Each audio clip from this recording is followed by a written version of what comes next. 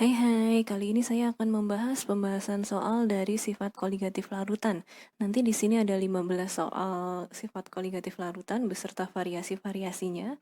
Akan saya berikan bagaimana cara menjawab dengan cepat untuk bab sifat koligatif larutan ini. Langsung saja ke soal yang pertama. Ke dalam 200 ml air dengan rho 1 gram per mili, ini rho ya, massa jenis, dilarutkan suatu basa MOH2. Larutan ini mendidih pada suhu 102,6 derajat Celcius. Jika basa tersebut mempunyai MR74 dan mengion 80%, maka massa basa yang dilarutkan adalah berapa? Dengan nilai Kb air adalah 0,52. Nah, untuk tipe soal seperti ini, kita identifikasi dulu apakah dia elektrolit atau non-elektrolit. Di sini larutannya adalah basa MOH2. MOH2 itu termasuk ke dalam elektrolit. Kenapa? Karena di rumus senyawanya tidak ada CH dan O. Nah, kemudian karena dia elektrolit, di sini kan dia sudah diketahui dia mendidih pada suhu 102,6. Berarti 102,6 itu sebagai nilai TB. Ingat untuk soal titik didih maupun titik beku, jika belum ada nilai deltanya, kita harus mencari nilai delta terlebih dahulu. Nah, untuk mudahnya, kalau TB-nya 102,6, dicari nilai delta TB-nya, kita tinggal kurangkan angka ini dengan 100, karena air mendidih pada suhu 100. Berarti kan delta TB-nya adalah 2,6. Delta TB sendiri untuk larutan elektrolit rumusnya adalah Kb kali M kali I. M di sini adalah molalitas. Di soal belum ada molalitasnya, jadi kita akan jabarkan rumus ini. Kemudian I adalah faktor Van Hoff, karena di sini derajat ionisasinya ada ya diketahui, maka I-nya kita jabarkan juga. Sehingga rumusnya menjadi Kb dikali massa per mR kali 1000 per P dikali 1 tambah N min 1 alfa. Kb-nya sudah ada 0,52. Delta TB-nya ada ya tadi 2,6, masanya dicari MR74, ini 1000 per 200. Tidak usah bingung, P di sini kan biasanya dalam gram, padahal di soal diketahui dalam mililiter. Ingat, air itu nilai massa jenisnya adalah 1 gram per mililiter. Dengan kata lain, mililiter ini nanti dia akan langsung setara dengan gramnya. Jadi tidak usah bingung kalau ada soal seperti ini. Kalau tidak diketahui nilai rho pun, kalian harus ingat bahwa rho air itu 1. Dengan kata lain, mililiter akan setara dengan gram. Kemudian, 1 ditambah N di sini adalah jumlah ion. Saya pernah menjelaskan bagaimana cara menghitung jumlah ion. Nanti bisa dicek videonya. Di sini kan ada M, jumlahnya 1, kemudian ada ion OH, jumlahnya adalah 2. Totalnya adalah 3, sehingga N di sini adalah 3. Kurangi 1 alfa 80% itu kan sama saja 0,8. Berarti ini bisa dicoret-coret 1000 dengan 200 itu adalah 5 ya. Kemudian kan nanti di sini 3 dikurangi 1 itu nanti adalah 2. Nah, nanti ini kerjakan dulu 2 kali 0,8 itu 1,6 ditambah 1 itu 2,6 ya. Berarti 2,6 kali 74 sama dengan 0,52 kali massa kali 5 kali 2,6. Massa itu 2,6 kali 74 dibagi 0,52 kali 5 kali 2,6. Ini bisa saya coret-coret sehingga massanya adalah 28,46 gram. Nomor 1 jawabannya adalah yang C. Nomor 2, fraksi mol naftana yang MR-nya 128 pada larutan 6,5% naftana dalam benzena yang MR-nya adalah 78 adalah berapa? Jadi di sini ada naftana yang dilarutkan ke dalam suatu benzena. Di sini ada keterangan bahwa larutan tersebut itu mengandung 6,5% naftana.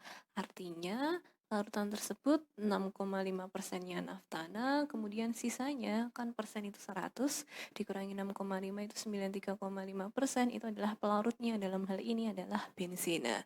Yang ditanyakan adalah fraksi mol dari naftana atau X naftana, berarti rumusnya mol naftana per mol naftana ditambah mol air. Karena di sini nilai molnya belum ada, kita akan jabar rumus lagi.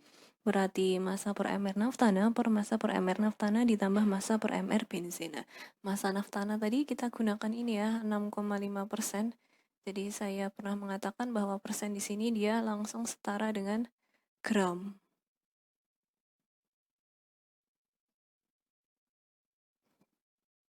Oke, berarti 6,5 dibagi 128 per 6,5 dibagi 128 ditambah 93,5 per 78. Berarti 0,05 per 0,05 ditambah 1,2 itu adalah 0,05 per 1,25. Hasilnya adalah 0,04. Nomor 2 jawabannya adalah yang A. Nomor 3, di antara larutan di bawah ini yang mempunyai titik beku paling tinggi adalah yang mana? Titik beku itu simbolnya adalah TF. Nah, kita perlu konsep, silahkan dipegang konsep ini untuk memudahkan kita menjawab tipe soal seperti ini. Jadi ada CP, itu adalah jumlah partikel, ada 4 konsep di sini. Jika jumlah partikelnya tinggi, maka nanti tekanan uapnya itu akan rendah. Jumlah partikel tinggi, titik bekunya akan rendah. Jumlah partikel tinggi, titik didihnya akan tinggi.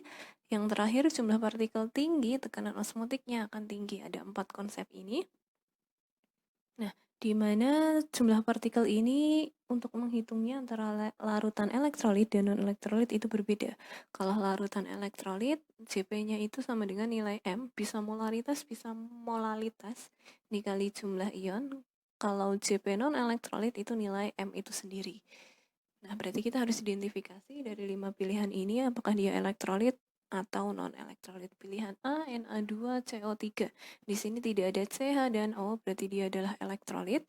Berarti Cp-nya 0,03 kan, molalnya di sini. Jumlah ionnya ada 3, Na jumlahnya 2, ingat ada unsur diikuti O, ini adalah satu kesatuan ion poliatomik, jadi 2 tambah 1, totalnya adalah 3. Sehingga yang A jumlah partikelnya adalah 0,9. Kemudian yang B, Al2SO43, di sini karena tidak ada CH dan O, dia juga elektrolit. Jumlah partikelnya kan berarti molaritasnya 0,2, jumlah ionnya Al-nya ada 2, SO4 satu kesatuan, totalnya ada 3, berarti 5 ya. Berarti 0,2 kali 5 adalah 1. Pilihan C, CH3COOH, hati-hati, dia adalah suatu elektrolit lemah ya. Dengan jumlah ion pasti 2. Berarti 0,8 kali 2 adalah 1,6. Pilihan D, NaNO3 tidak ada CH dan O. Dia berarti elektrolit juga. Kemudian molalitasnya 0,3, jumlah ionnya ada Na, jumlahnya 1, unsur diikuti O. Ini satu kesatuan, berarti totalnya adalah 2 ya. Hasilnya adalah 0,6. Glukosa ini non-elektrolit, berarti Cp-nya sama dengan nilai M itu sendiri. Hasilnya adalah 0,8. Tadi yang ditanyakan adalah titik beku paling tinggi. Titik beku itu berarti TF ya. Nah, di sini kalau jumlah partikel tinggi, titik bekunya rendah. Kalau ditanyakan TF-nya tinggi, berarti kita harus mencari jumlah partikel yang rendah malahan. Jumlah partikel yang rendah. Dari pilihan A sampai E yang nilai jumlah partikelnya paling kecil adalah 0,6 ini, sehingga nomor 3 jawabannya adalah yang D.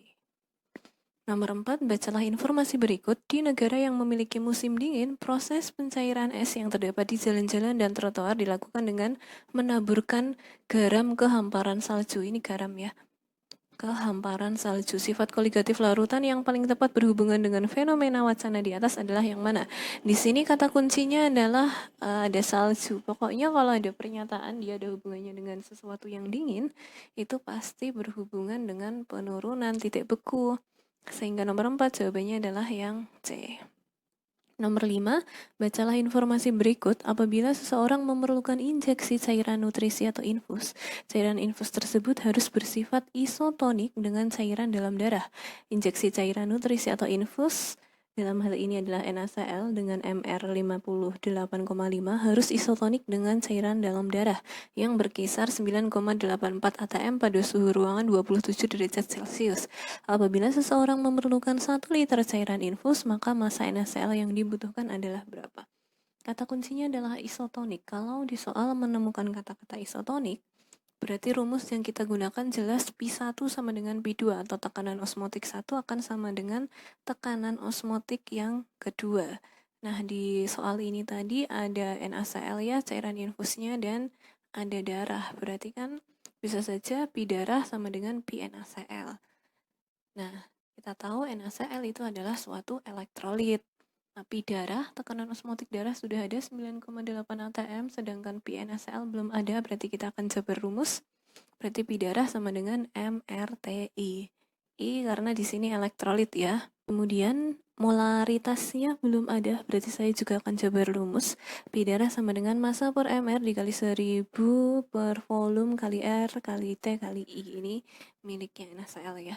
Pi darahnya sudah ada 9,85, massa dicari per mR-nya 58,5 dikali 1000 per volumenya di sini kan 1 liter, saya jadikan mili sehingga dia menjadi 1000 juga.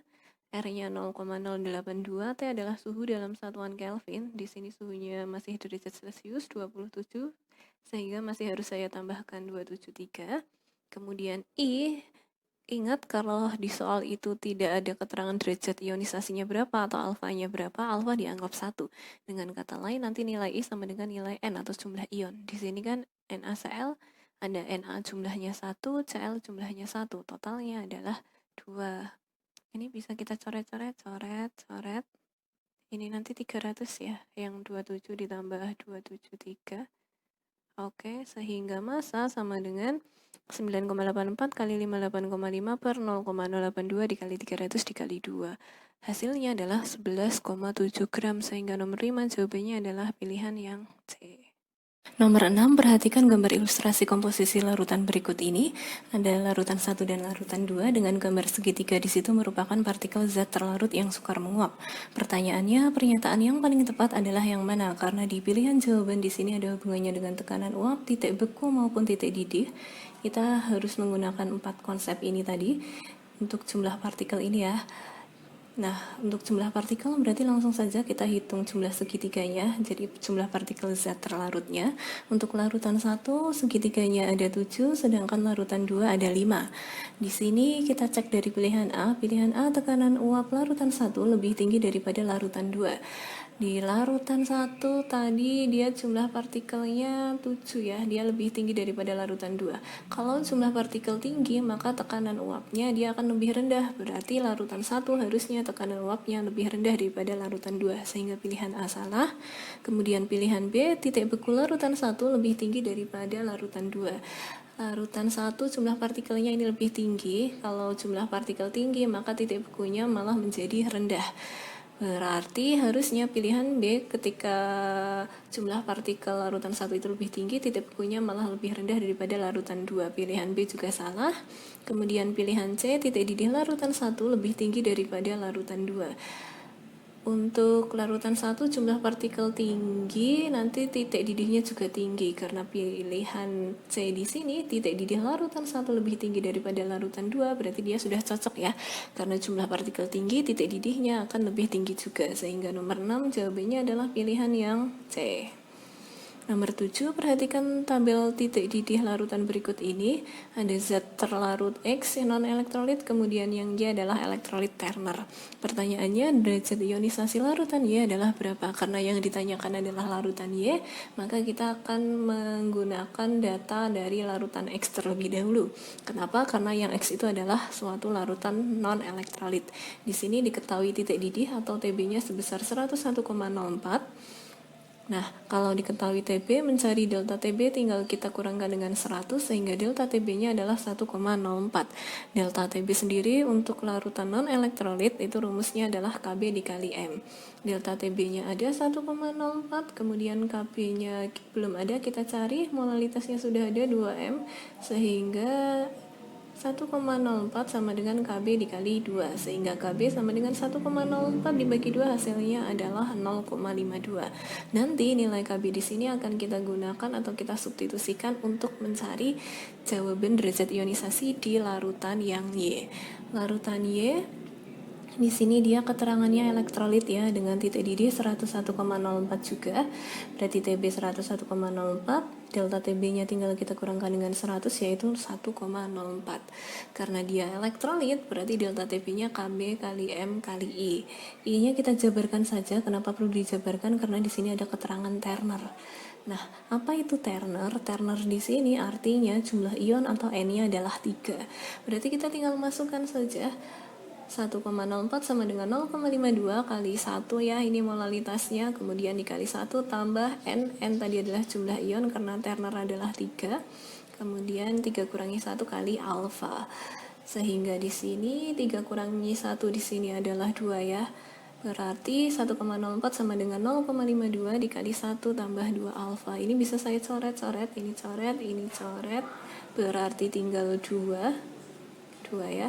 Sehingga 2 sama dengan 1 tambah 2 alfa. Kita pindah ruas, 2 kurangi 1 sama dengan 2 alfa, sehingga 1 sama dengan 2 alfa. Alfa adalah setengah. Nomor 7 jawabannya adalah pilihan yang C. Nomor 8, perhatikan gambar berikut ini, ada 5 gambar.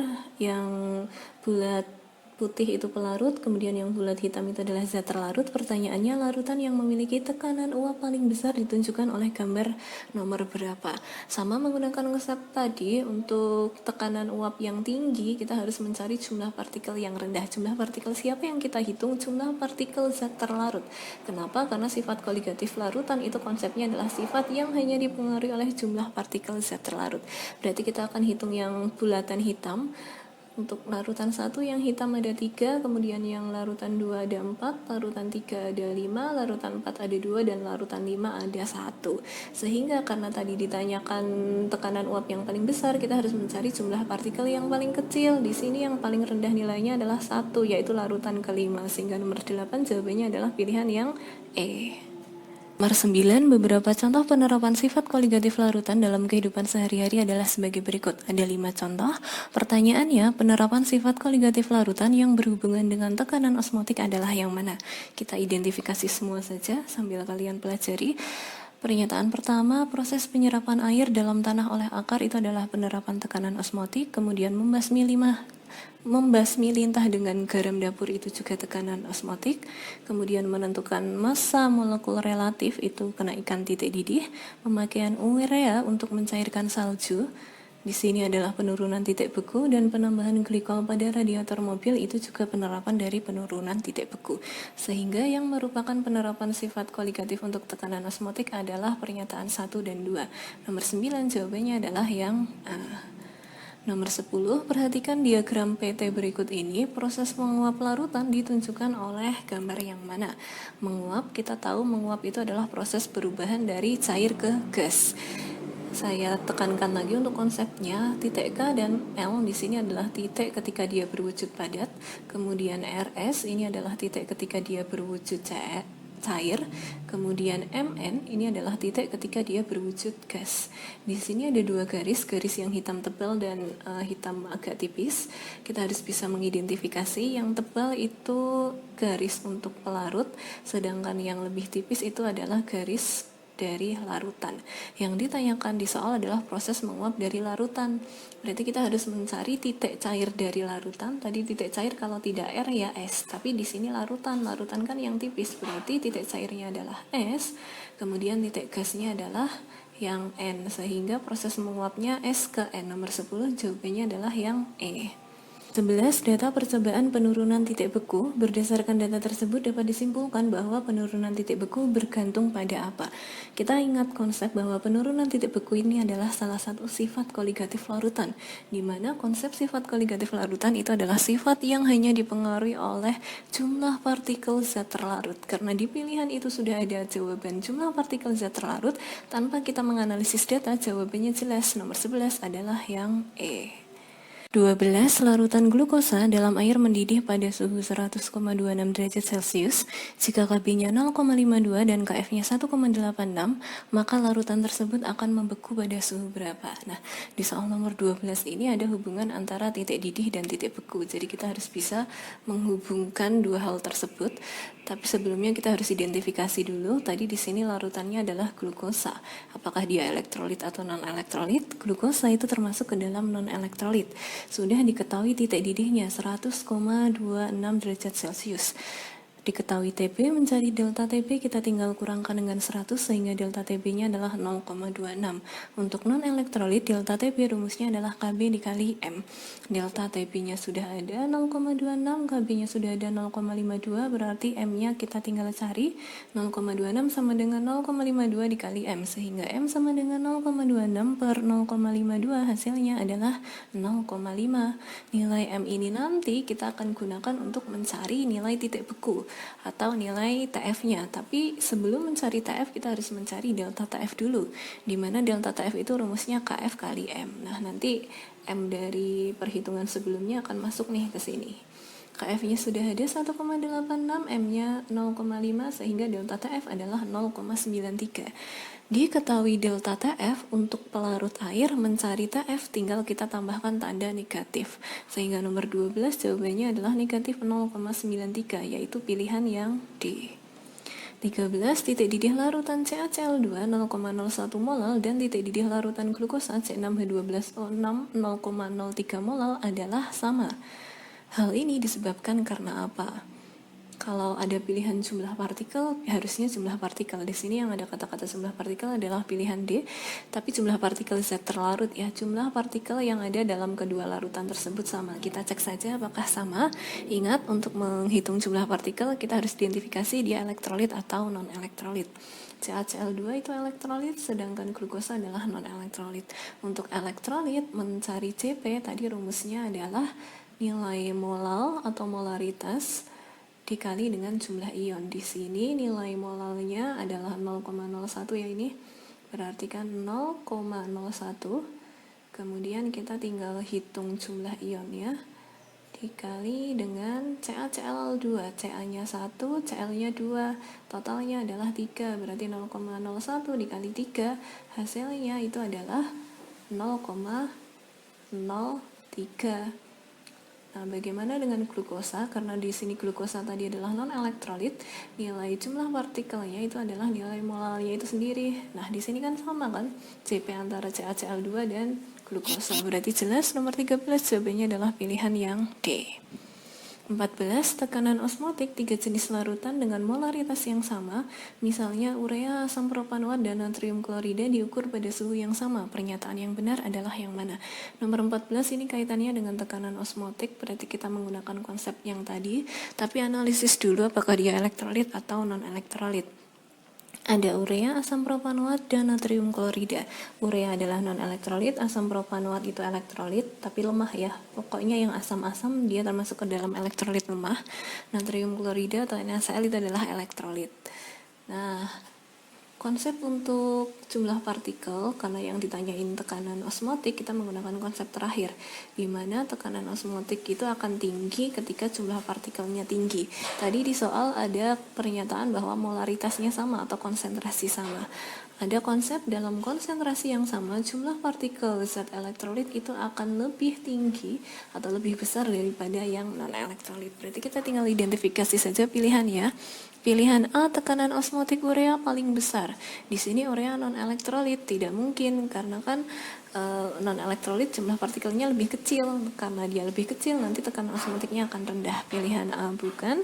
Kemudian pilihan B, tekanan osmotik asam propanoat lebih besar daripada natrium klorida.